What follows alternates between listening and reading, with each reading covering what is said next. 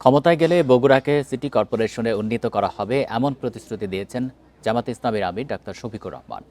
দুপুরে বগুড়ার আলতাফুন্নেসা খেলার মাঠে নির্বাচনী জনসভায় এসব কথা বলেন তিনি। সংসদ নির্বাচনে দাঁড়িপাল্লায় ভোট দেওয়ার পাশাপাশি দেশ সংস্কারে গণভোটে হ্যাঁ ভোট দেওয়ার আহ্বান জানান জামায়াতের আমির।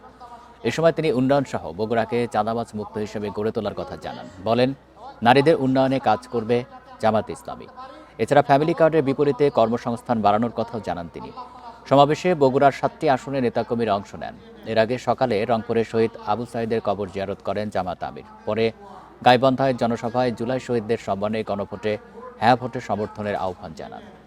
নতুন রিন গভীর থেকে পরিষ্কার করে কাপড়কে রাখে নতুনের মতো উজ্জ্বল। নতুন রিন অ্যাডভান্সড পাউডার।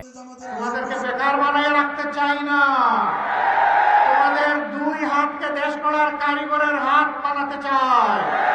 তোমাদের কাছে মর্যাদার কাজ তুলে দিতে চাই।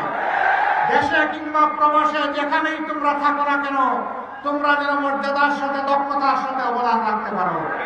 আমরা তোমাদের শিক্ষা দিয়ে সেইভাবেই গড়ে তুলব। শিক্ষা শেষ, কাজ চলে আসবে তোমার হাতের মুঠায় ইনশাআল্লাহ।